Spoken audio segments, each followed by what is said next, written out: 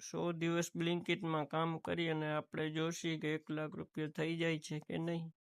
આજે પહેલો દિવસ છે તો હું તૈયાર થઈ ગયો અને બ્લિંકિટનો બેગ લઈને નીકળી ગયો. હાલો તમને બતાવું. અને પછી આ આપણી પડી લાલ પરી આ તૈયાર જ હતી. બસ એમાં ખાલી આપણે ઓલું મોબાઈલનું સ્ટેન્ડ લગાવવાનું હતું, તે પણ હું લઈ લીધો. 2 સ્ટેન્ડ હતા, એમાંથી જે હેલ્મેટમાં લાગી બીજો અને એક એમાં લગાડી દીધું. પછી આપણે ચાલુ કરી જોઈ લીધું. પછી આવી ગયા આપણે પુલિયા ઉપર અને ઠંડી બહુ જ હતી. પછી આ પહોંચી આવ્યા આપણે બ્લિંકિટ. પછી આપણે પહોંચી આવ્યા બ્લિંકિટ સ્ટોર અને ગીગ બુક કરી લીધી.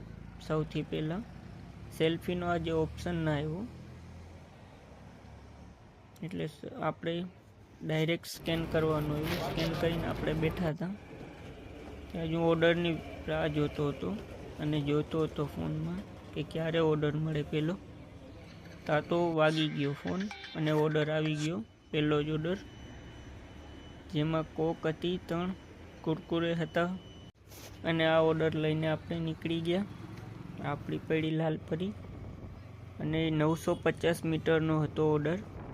ત્યાં આપણે આ ભાઈ કેશ ઓન ડિલિવરી કરી. પછી આપણે ફોન બંધ પડી ગયો હતો. પછી આ ઘરેથી બીજી ગાડી લઈને આપણે નીકળી ગયા એનું ઇન્સ્યોરન્સ અને PUC કઢાવવા.